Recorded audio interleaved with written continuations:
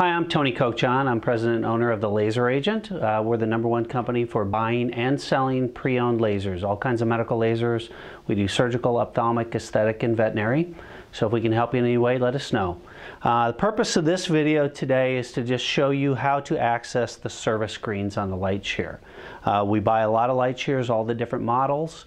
And for us to give the best value, the best estimate for it, we generally like to see the service screens that show us the information on the laser, like how the diodes, the condition of the diodes, the pulse counts on the internal board, some cooling readings and so forth. So I'll do this little video and show you how easy it is to access these.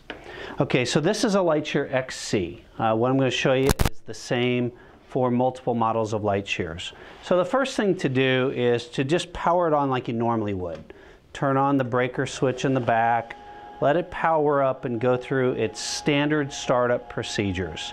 As I mentioned, this is an XC, but these procedures would be the same for an XC, an ET tabletop, an EC console model, even the ones with the flip-up screens called the SP and EP models.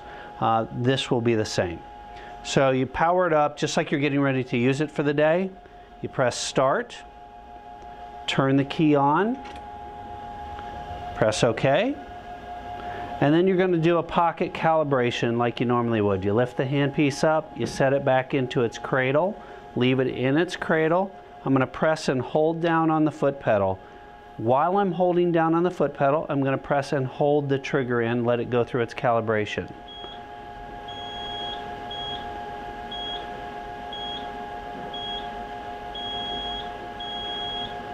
So depending on the software that you have in your system, it'll go through a series of like 4 to 8 pulses. It'll come up to the normal treatment screen. So you want to start from the screen, press the little blue button, zero out your pulse counts. So once you're at this screen, first thing I want you to do is to reach to the front of the laser. Every laser has a red emergency stop or e-stop button. So press it in firmly until it clicks in. So now it's clicked in.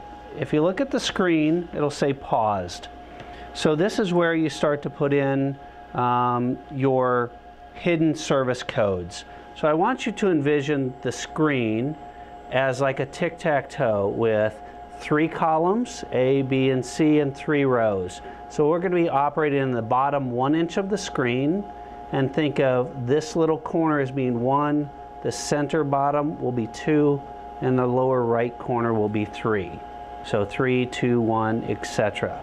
So the very first code that you'll put in from the pause screen is 3, 2, 1, 2, 3, 3, 3. If you notice how I did that, I don't press and hold, I don't press hard, I just use my fingertip and do it just as if I was changing the parameters on the screen. So if you do it correctly, this screen will come up. If it doesn't come up right away, try it again, maybe not press it as hard, maybe not hold it as long, or go down a little further, but again, it's 3, 2, 1, 2, 3, 3, 3. Okay, so once you get to this screen, select service mode by just pressing your finger in the circle. You'll see the cursor will move. So now there's a number 2, there's a second hidden combination after you've selected service. This one again in the bottom grid is 1, 1, 2, 2, 3, 3, 2. So if you do it correctly, that goes away, comes back to the original pause screen. Again, it was 1, 1, 2, 2, 3, 3, 2. So back from the pause screen, you see you have a letter D and a letter S. So you've done it correctly. I'm going to take it out of the pause mode, same way I put it in there. I'm going to go back to my red E-stop. It's got an arrow. I'm just going to rotate it clockwise a little bit and it'll pop back out into the run position. So now we still have the D and the S back to the blue screen.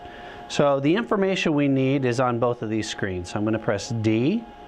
Let the screen fill in. Takes a couple seconds for the numbers to come up. Once the screen comes up, don't mess with it. Don't press any of the buttons. But the information that we're looking for specifically is I look at this line called diagnostic shot data. This far left number, this will actually give us the shot count on this specific board inside the laser. So we look at that, we look at these numbers over here. So this is where we would ask you to take a screenshot or two. Make sure you capture all of that in your picture that you're going to take and send to us. Okay, so once you have that information, go ahead and hit return. Press it one time. Brings you back to the blue screen. From the blue screen, now press the S, and that will fill in with a whole different set of information. This will give us information on the diode strength, the condition of them, the calibration information, etc. So this will all fill in. We look at these numbers: headroom auto, headroom 30, headroom 100, headroom 400 if it's a 400 ms.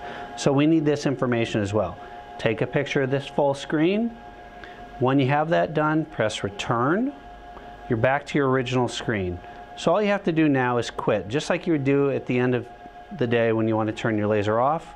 Goes back to this screen, and then turn the power to the system back off, the main screen. So once you turn that off, and when you restart the laser, the next time you turn it on, it'll restart into normal user mode. There's nothing else you need to do. So again, those are instructions on how to access LightSheer XC, ET, SC, EP, etc. all of those times. It doesn't work for LightSheer Duets or LightSheer Desires, but any of the older models it works for. So that's how we can give you the maximum value for you to purchase your LightSheer or to trade it towards a new used device from the Laser Agent. So again, my name's Tony from the Laser Agent. Thanks for your time, and I hope that was helpful.